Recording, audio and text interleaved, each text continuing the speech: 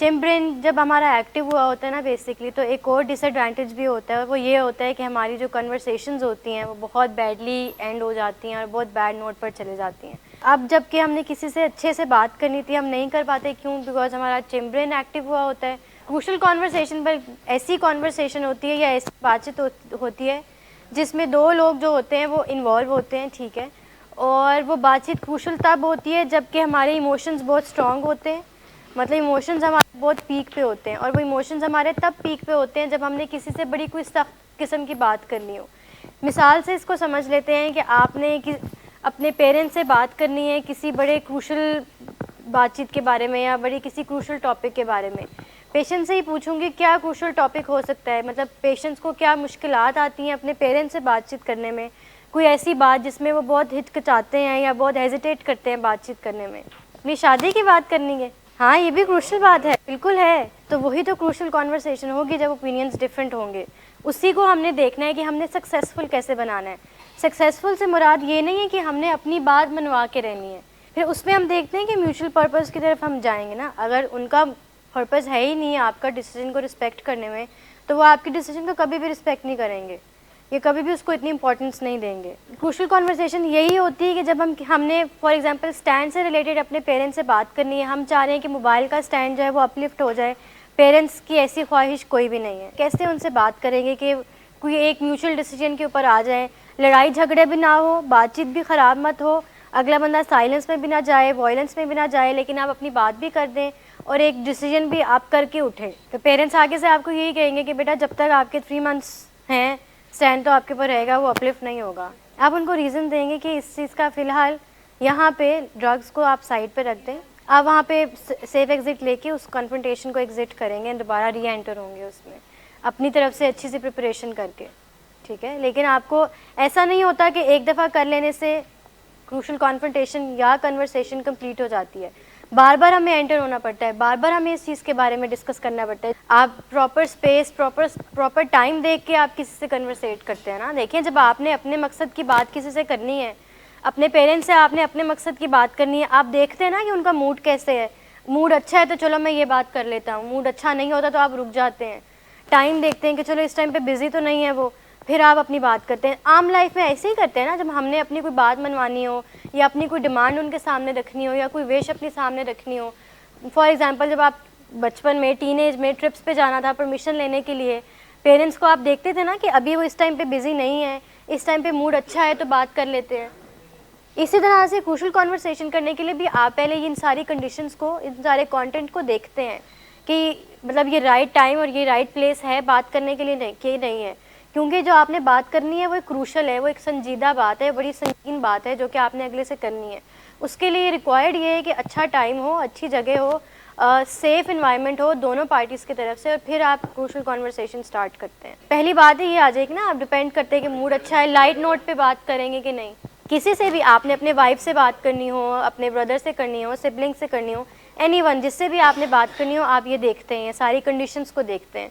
It's like ये proper एक वो टर्म है इनके लिए कि आप इन सब चीज़ों को कंसीडर करते हैं, फिर ही आप क्रूशल कॉन्वर्सेशन में एंटर होते हैं।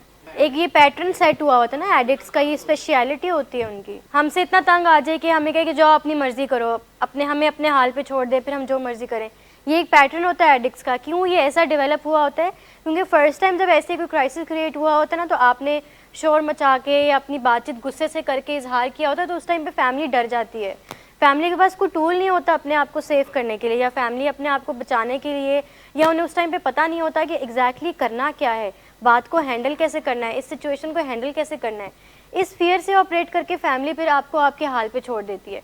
ये एक दफ़ा ब्रेन को मैसेज चला जाता है, नेक्स्ट टाइम एडिक्ट के जहन में यही होता है कि दोबारा भी मैं ऐसे करूँगा तो फैमिली डर जाएगी और फैमिली मेरी बात मान लेगी, नेक्स्ट टाइम भी ऐसे ही होता है, फिर ये एक पैटर्न बन जाता है।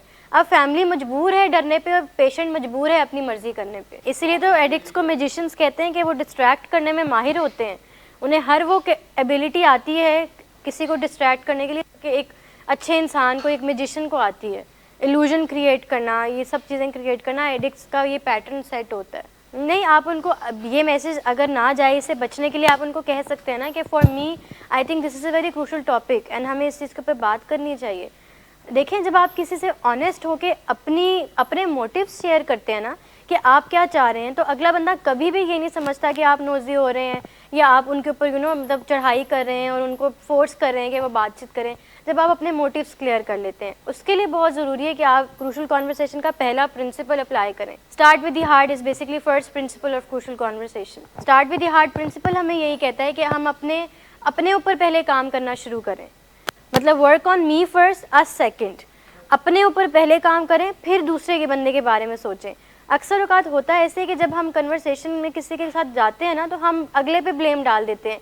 उन्होंने मुझसे ऐसे बात की थी तो मेरा ऐसा रिएक्शन आया था, या वो उनका मूड मुझे ज़रा एग्रेसिव लग रहा था तो इसीलिए मैंने अपनी टोन भी कर ली। उन्होंने प्रोवोक करने की कोशिश की तो हम प्रोवोक हो गए। बट हमें एज अ ह्यूमन बीइंग, हमें ऐसा as a responsible human being, अगर हम चाहते हैं कि हम कम्युनिकेशन में या अपनी डे टू डे कन्वर्सेशन में एक्सेल करें या हम अच्छे हो जाएं, उसके लिए बहुत ज़रूरी है कि हम अपने ऊपर काम करें। लेकिन उसमें आपने ये भी देखना ना कि अगर आपके भाई के साथ रिलेशनशिप्स ख़राब हैं, बहन के साथ हैं, मदर के साथ हैं, तो आप उनको तो नहीं ना छोड़ सकते। जो आउट ऑफ योर हाउस हम कह लेते हैं, जो आपके घर से बाहर जो रिश्ते हैं, आप उनको बात करें। उस टाइम पे आप अपनी सेल्फिशनेस को ज़रा ऊपर लेकर आते हैं और अपनी रिकवरी के ऊपर ज़्यादा ध्यान देते हैं, और आप यही आपका मोटिव होता है कि आपने अपनी रिकवरी को लेकर सेल्फिश होना है। जो इंसान अपनी रिकवरी को लेकर सेल्फिश हो जाते हैं ना, वो कभी भी रिलैप्स के रास्ते पे नहीं जाते।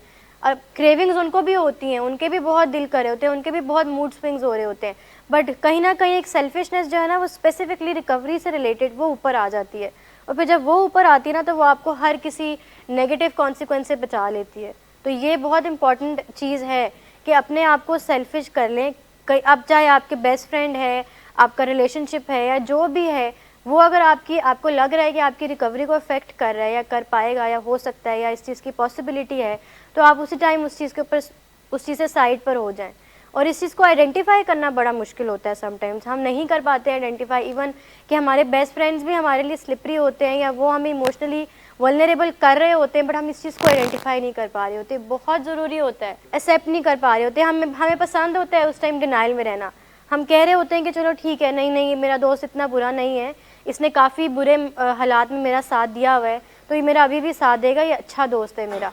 इन सब चीज़ों की वजह से ना फिर हम अपने आप को ये एक पिक्चर बना लेते हैं अपने माइंड में कि ये अच्छा ही दोस्त है मेरा। जब आप अपनी गलती एडमिट करते हैं, तो क्या आपको कोई डांट पड़ती है या आपको कोई बुरा भला कहा जाता है? ऐसा होता है? हील हो जाते हैं, हमारी शेम हील हो जाती है। बेसिकली क्रूशल कॉन्वर्सेशन ऐसी बातचीत होती है जब आपने किसी से कोई सख्त किस्म की बात करनी हो और उसमें बात करने में अगले बंदे का ओपिनियन डिफरेंट है, आपका ओपिनियन डिफरेंट है, आपकी राय कुछ और है, अगले बंदे की राय कुछ और है।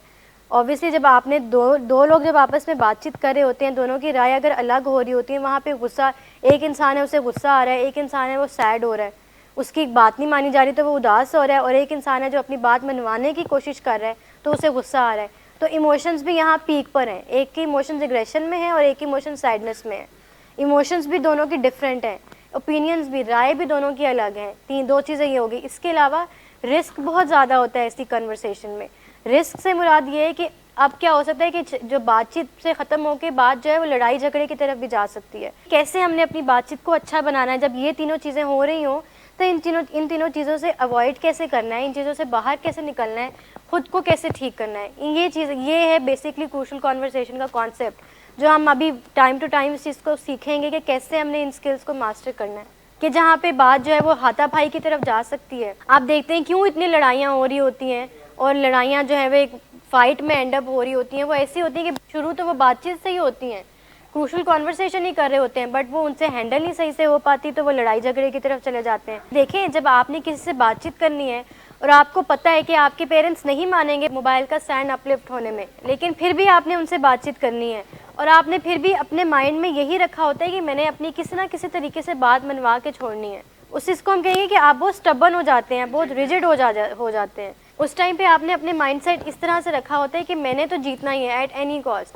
मैंने अपना ओपिनियन थोप के ही छोड़ना है। वो थोपने वाली बात आ जाती है। जब भी हमने किसी से कोई बातचीत करनी होती है, as a normal, as a human being, हमारा ये माइंडसेट यही होता है ना कि आज मैंने अपनी ये बात मनवा के ही रहनी है, चाहे जो मर्जी हो जाए।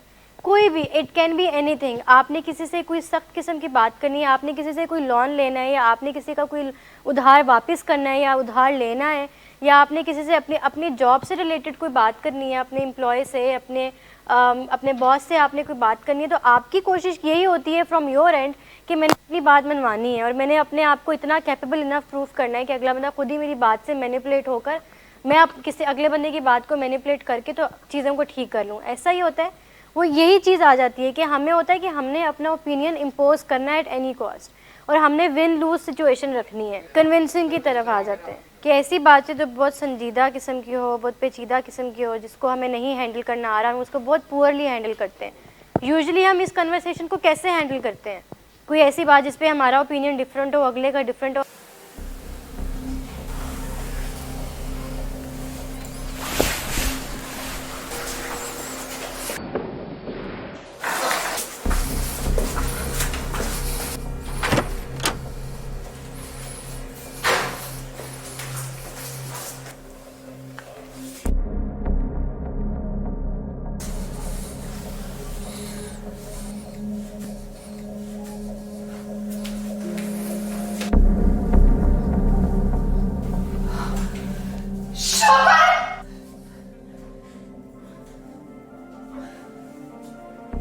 शराब नोशी की वजह किरदार की खराबी नहीं, मूड की खराबी है। शराब नोशी कभी भी नशे की बीमारी में बदल सकती है। नशे की बीमारी हर स्टेज पर काबिले इलाज है।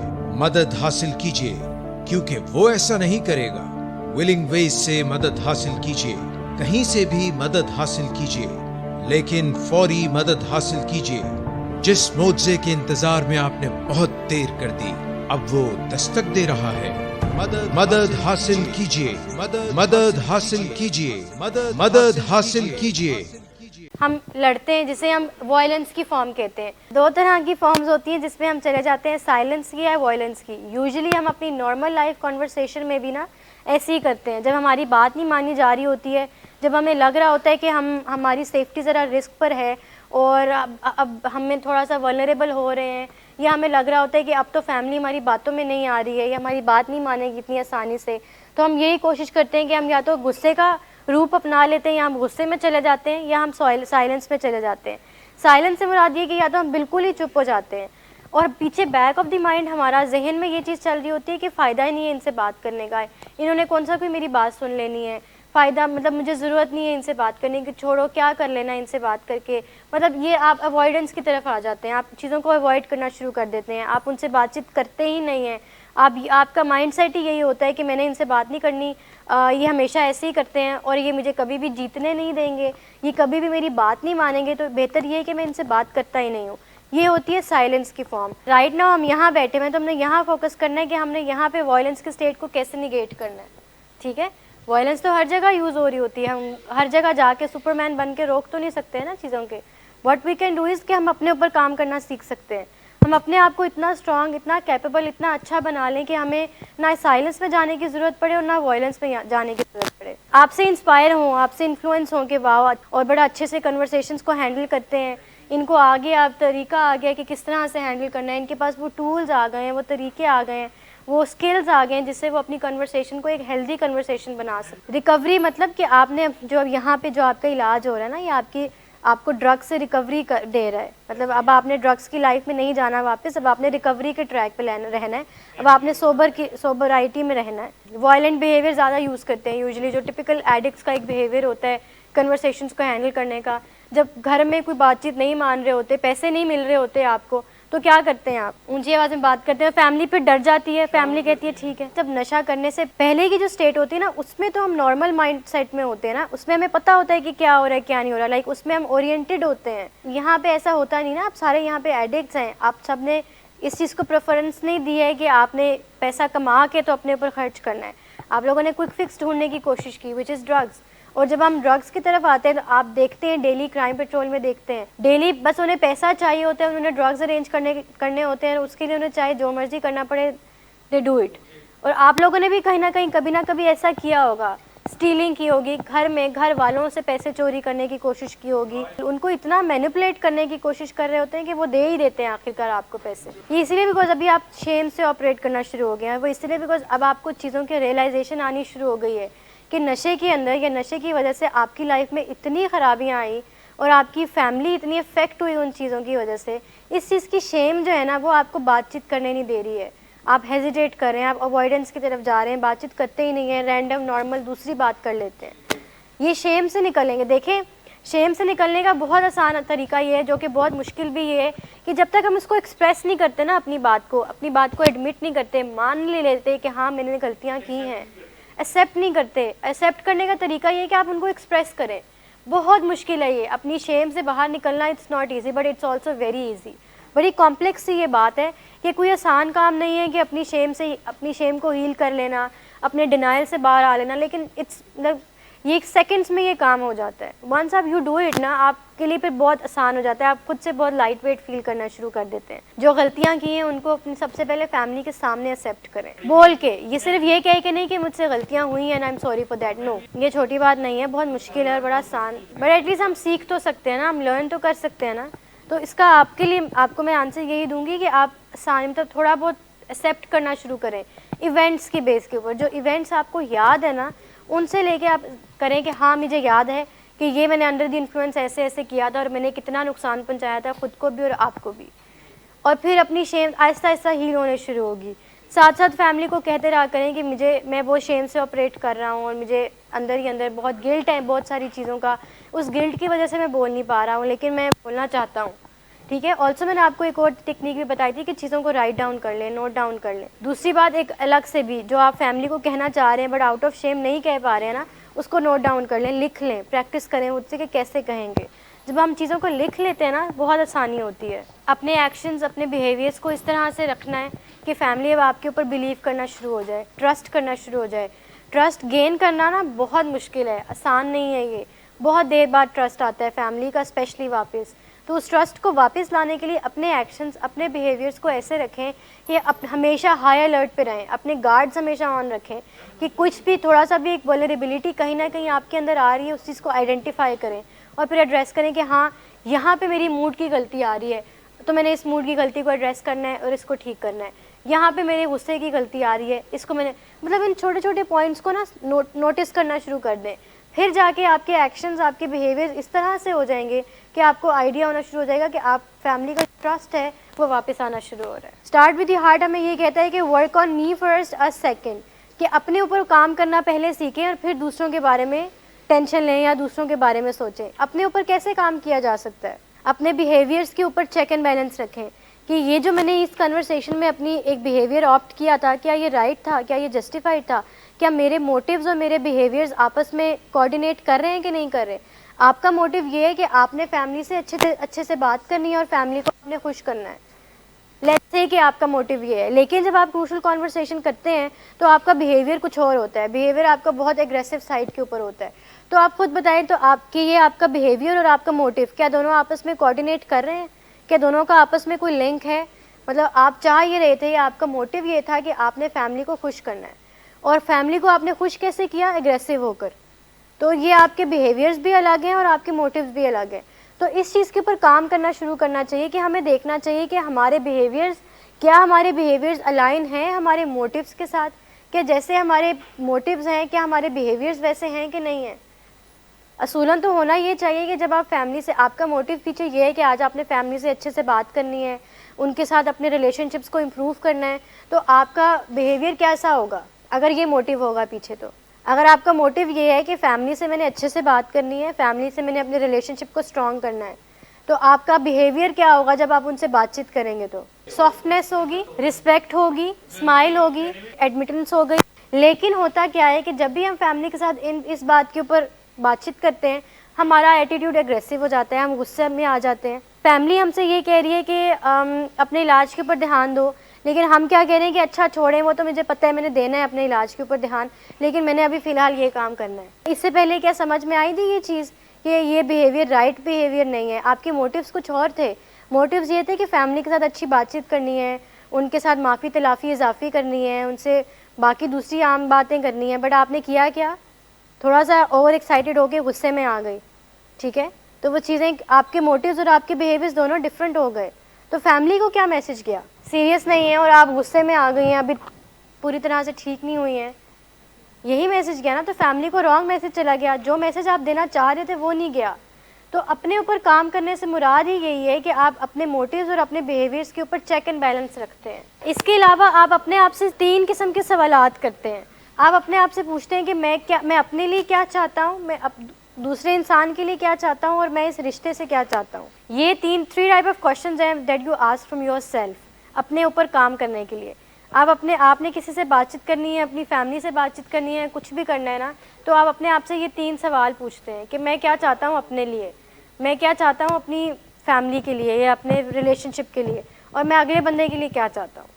ये जब 3 आप सवालों का जवाब अपने आप को देते हैं ना, तो ऑटोमेटिकली आपके मोटिव्स और आपके बिहेवियर्स आपके सामने क्लियर एक पिक्चर बन के आ जाती है। आप प्रैक्टिस हो जाती है ना बेसिकली, तो आपको आइडिया हो जाता है कि किस तरह से बातचीत करनी है और किस तरह से बातचीत नहीं करनी। फेक भी नहीं लगता और वो हेल्दी भी होता है। मतलब जब आपके मोटिव्स क्लियर होंगे ना और आपके बिहेवियर्स भी ठीक होंगे, in accordance with your motives होंगे, और आप अपने एक्शंस को भी देख रहे होंगे, साथ साथ साइड बाय साइड देख रहे होंगे, आपकी थॉट्स भी क्लियर होंगी, आपको पता होगा कि आप अपने लिए क्या चाह रहे हैं, आप अगले इंसान के लिए क्या चाह रहे हैं, आप इस रिश्ते से क्या डिमांड कर रहे हैं। ऑब्वियसली आपकी इंटेंशंस तो यही होंगी कि आपने अपने पेरेंट्स के साथ रिलेशनशिप को स्ट्रॉन्ग करना है। This is what you want from the relationship. और आप अपने पेरेंट्स के साथ ये चाहते होंगे कि आप उनसे चाह रहे होंगे कि वो आपको रिस्पेक्ट एंड रिगार्ड से डील करें और आपकी बातों को इम्पोर्टेंस दें, आपकी बातों को आपकी चीज़ों को इम्पोर्टेंस दें, ऐसा ही है। और आप अपने लिए यही चाह रहे होंगे कि आपने एक ट्रस्ट जो है अपना वापस पेरेंट्स से गेन करना है। जब ये तीनों चीज़ें आपके माइंड में होंगी ना, तो आप कभी भी अपनी कन्वर्सेशन को ख़राब नहीं करेंगे या कभी भी अपनी कन्वर्सेशन को एंड नहीं करेंगे बैड नोट के ऊपर। ये चीज़ें 3 चीज़ें इसमें आ जाती हैं। इसके अलावा एक होती है, एक टर्म यहाँ पे यूज़ होती है, उसको हम कहते हैं फूल्स चॉइस। इसी इम्पल्सिविटी में आके ना या तो हम अटैकिंग की तरफ चले जाते हैं या हम हाइडिंग की तरफ चले जाते हैं। फूल्स चॉइस बेसिकली ये 2 है। वही ना, या तो हम डिफेंसिव होना शुरू हो जाते हैं, अपने आप को डिफेंड करना शुरू हो जाते हैं अटैकिंग मोड में जाके, लड़ाई झगड़ा करके, ऊंची आवाज़ करके, टोन अपनी जो है वो ज़्यादा करके, गुस्सा करके, शाउटिंग करके, गंदे मतलब अब्यूसिव वर्ड्स बोल के, ये सब चीज़ें करके हम एक तो डिफेंड अपने आप को कर रहे होते हैं कि मैं राइट उसके ऊपर हूँ, फोरम के ऊपर हूँ और मैं सही बात कर रहा हूँ। एक तो आप ये चीज़ कर रहे होते हैं। सेकेंडली आप चीज़ों को हाइड कर रहे होते हैं, मतलब आप अपने आप को हाइड कर लेते हैं, आप अवॉइड कर लेते हैं, आप कन्फ्रंटेशन करने के बजाय अपने आप को बचाने के लिए सेफ एग्जिट ले लेते हैं एक तरह से, या आप अपने आप को मतलब अपने आप को आप बिल्कुल नीचे कर देते हैं और आप ऐसा समझते हैं कि ऐसा तो कुछ हुआ ही नहीं था। डिफेंसिव ये होगी जब आप एग्रेसिव हो जाते हैं। होंगे दोनों वैसे डिफेंसिव कि आप एक तरह से अपने आप को हाइड करें, अपने अवॉइड करें सिचुएशन से, ही सिचुएशन को इनकाउंटर करना ही नहीं चाह रहे हैं, और एक तरफ ये है कि आप गुस्से से बातचीत हैंडल कर रहे हैं, कि दोनों डिफेंसिव होंगी। और ये डिफेंसिव आते ही तब है जब डिनाइल होता है हमारे पास। आपको पता है जो हमारे डिफेंस मैकेनिज्म्स है ना, उसमें से सबसे बड़ा defence mechanism is denial. Denial कभी भी सच्चा नहीं होता है, डिनाइल हमेशा झूठा होता है। डिनाइल का उर्दू में मतलब ही यही है, खुद फरेबी, अपने से फरेब करते हैं हमने अपने साथ फरेबी लगाई होती है। तो इस फूल्स चॉइस से हमने अवॉइड करना है ना। तो फूल्स चॉइस में क्या क्या 2 चीज़ें आएंगी, या तो अटैकिंग आएगी या तो हाइडिंग आएगी। तो हमने अपनी इंटेंशंस ऐसी रखनी है कि ना तो हम अपनी कन्वर्सेशन में अटैकिंग मोड में जाएं, ना ही हम अपनी कन्वर्सेशन में हाइडिंग मोड में जाएं। इंस्टेड हम राइट वे ढूंढने कि हमने इस कन्वर्सेशन को कंटिन्यू कैसे करना है। और उस राइट वे ढूंढने के लिए सबसे पहला पॉइंट यही है कि स्टार्ट विद योर हार्ट, अपने ऊपर काम करना शुरू करें। आप देखें कि आपकी गलती कहाँ पर है। आप बातचीत जो कर रहे हैं वहाँ पे आपका मूड कैसा है, आपकी फीलिंग्स कैसी हैं, आपके थॉट्स कैसे हैं, आपका बिहेवियर कैसा है। इन सब अपने बिहेवियर्स, अपने थॉट्स, अपने एक्शंस के ऊपर ध्यान दें। अगला बंदा मोस्ट प्रोबेबली यहाँ पे रहते हुए आपके पेरेंट्स ही होते हैं, बिकॉज डेली उन्हीं के साथ मीटिंग्स होती हैं। तो आपने उनके मूड या उनके एक्शंस को देखने के बजाय अपने मूड और अपने एक्शंस को देखना है कि मेरे एक्शंस कैसे हैं, मेरा मूड कैसा है, मेरा बिहेवियर कैसा है, उसको आपने ठीक करना है। अगले बंदे की टेंशन नहीं लेनी, वो उन्होंने अपनी टेंशन लेनी है खुद ही। आपने क्या करना है कि आपने अपने ऊपर ध्यान देना है। सबसे पहला अपनी क्रूशियल कॉन्वर्सेशंस को हेल्दी बनाने के लिए ना, सबसे पहली चीज़ ये है कि मैं दिल से ये चाहूँगी आप सबके लिए कि ये पॉइंट ये ज़रूर याद रखें कि हमेशा अपने ऊपर काम करते रहना चाहिए, हमेशा अपने आप को बेहतर से बेहतर करता रहना चाहिए, अपने आप को ठीक से ठीक करते रहना चाहिए। और ये कभी भी नहीं सोचना चाहिए कि अब मेरे बिहेवियर्स परफेक्ट है या मैंने बिल्कुल सही डिसीजन लिया है। अपने आप को हमेशा एक एज देना चाहिए कि आप भी गलत हो सकते हैं, ठीक है। अपने आप को बिल्कुल परफेक्ट नहीं समझना, बिल्कुल ये नहीं समझना कि आपने जो डिसीजन लिया या जो एक्शन किया वो बिल्कुल ठीक था, ऐसा नहीं करना बिल्कुल भी। थोड़ी बहुत, इतनी ज़्यादा भी नहीं कि आप बिल्कुल ही सेल्फलेस हो जाएं, आपकी सेल्फ इस्टीम बहुत लो हो जाए।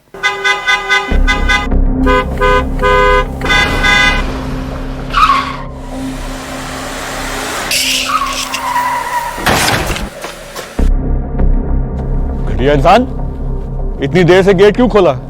सोए हुए थे तुम क्या? सर मैंने तो मिनट भी बकवास नहीं ना करो तुम मेरे साथ। क्या कर रहे हैं आप? अब्बा जी घर पे हैं, नशे में गालियां दे रहे हैं। खुदारा होश में आए, क्या हो गया आपको? होश में कैसे आऊं? सारा किया धरा इन्हीं का तो है। शराब नोशी की वजह किरदार की खराबी नहीं, मूड की खराबी है। शराब नोशी कभी भी नशे की बीमारी में बदल सकती है। नशे की बीमारी हर स्टेज पर काबिले इलाज है। मदद हासिल कीजिए, क्योंकि वो ऐसा नहीं करेगा। विलिंग वेज से मदद हासिल कीजिए, कहीं से भी मदद हासिल कीजिए, लेकिन फौरी मदद हासिल कीजिए।